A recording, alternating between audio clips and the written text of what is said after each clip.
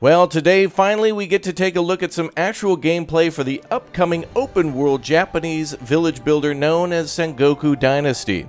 Hello again there, friends and fans. Raptor here, and this game is certainly promising and very exciting based on this publisher's previous game known as Medieval Dynasty, of course taking place in medieval Poland, where after an early access period and eventually releasing, that game, of course, got tons of new features and tons of new things to build, and this game, according to what I've seen for the gameplay that they just dropped at Summer Games Fest about a day or two ago, looks even more promising. Multiplayer, combat, training troops, building all sorts of different village necessities such as wells and houses, and then eventually sawmills and farms and different types of structures in and around the village. It looks absolutely astonishing. I've been very excited for this one for about a year. This was the last time that we really heard anything about the game, was the cinematic trailer that announced that the game existed and that was coming soon, and now has of course a release date of Q3 2023 and some actual gameplay that does show some structures being built first and third person, and I gotta be honest, a few things look a little clunky, but from this game being just a few months away from release,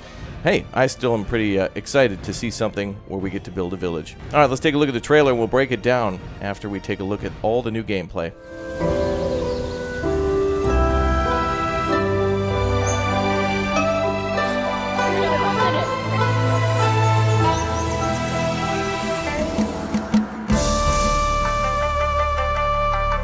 If dust piles up, it will become a mountain.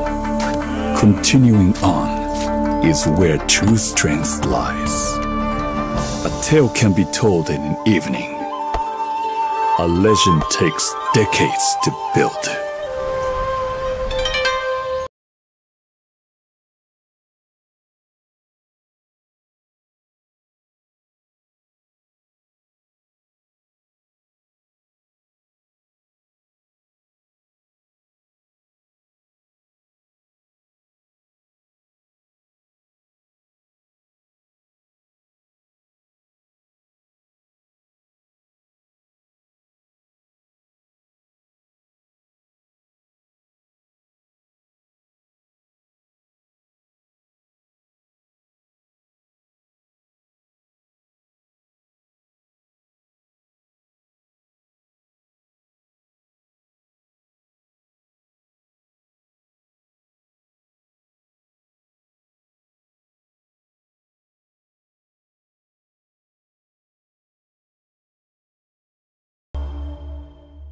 Now, I've got to say, there's something very special about starting from nothing and then building yourself not only a village, but also a dynasty, too. When it comes to Medieval Dynasty, that game shows a hell of a lot of promise for this one in terms of the entire village being almost not just NPCs, but people to actually care about and that you could see as you walk around the streets. Everything from hunting and getting started by just, I'm assuming, arriving after what the trailer hints at kind of just like a whole banishment, or like you're a refugee and then finding a peaceful area to then finally settle down.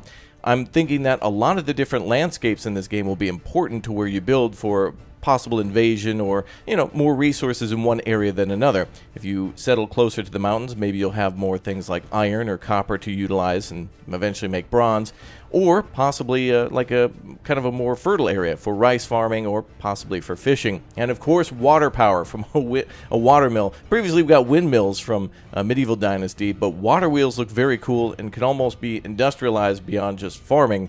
There is a possibility to possibly have a, I don't know, a blacksmith that uses that as the bellows, or possibly to cut logs, like using it as a sawmill. Be really cool to see what we have in store for that. But very promising that you can play with a friend right from the launch and possibly be able to build a village kind of on the opposite side. Maybe you could play competitively, or, you know, you build one village, your friend builds another, and you trade between the two. Nothing says we can't do that or can do that, but I'm very excited to see both the landscape of the map and all the different types of biomes that we could see, and also the limitations and features on day one versus where it could be much later down the line. Now, this could release into early access, and I'm completely fine with that because, of course, over time, this developer has just time and time again continued to drop awesome updates and new features that get you excited again. This trailer doesn't show horses, for example, so no sign of like actually using animal power yet, like oxen or horses, but eventually that did come to Medieval Dynasty with horses. although I don't think oxen are in there. It would be a great new feature for this game. But man, seeing that giant sake brewery and all the different blacksmith buildings, it just makes me very excited for this game. I really enjoyed the world of Ghost of Tsushima, and I really wanted to see more games do city building of ancient Japan or China or Korea. And we are getting other games like another one you might be interested in called Chinese Frontiers, which is kind of similar to this.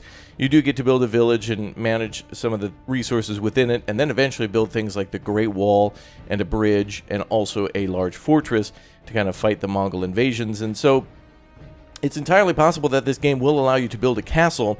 We did kind of see a castle at the very beginning at this trailer when it does showcase a guard tower. You can kind of see up in the upper right corner that there's a large castle up there, and the guard tower could be a part of that, with the ability to assign guards and possibly be able to defend something like that. Maybe there's an actual government building or a sector that they want you to, local government. Medieval Dynasty had that as well, where there was taxes that you had to pay to the king, and there were local government representatives that lived in these villages. So perhaps in this case, we have to defend a palace for the emperor and or a shogun, or whatever the story may be, and actually have to build these villages around there and pay taxes to get other bonuses and blueprints and trade and do things of that nature.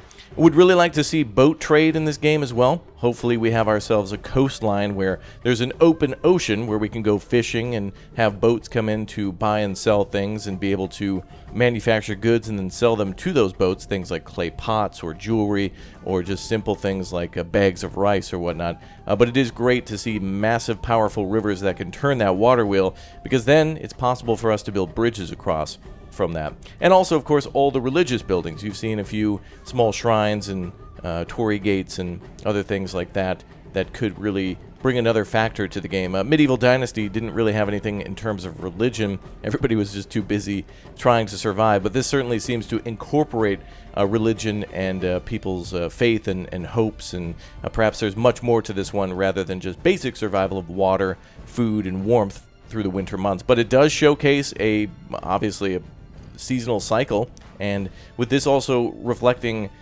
everything from, for example, starting a dynasty, you having to find a husband or a wife, depending on, I'm assuming you'll probably be playing as just the guy, the generic dude who you just see in all the cinematic trailers, and then eventually finding somebody to marry and have children with them. But then you could go on and play as those children and possibly start other villages. I don't know. It's a really long game, Medieval Dynasty is, in order to do all that.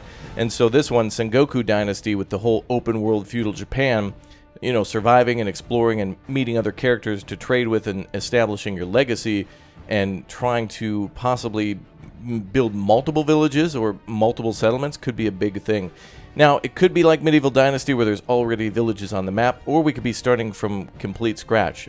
Either way, I'm really interested for all the features of Sengoku Dynasty, and I want to see what Medieval Dynasty features are present day one in this game, and a lot more emphasis on combat, including, of course, swordplay. But we'll see. We still got to get to the third quarter.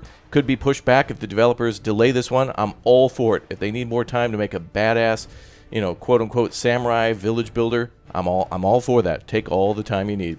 All right, let me know your thoughts and opinions down below in the comment section, and I'll see you all next time. That's it for me. Goodbye.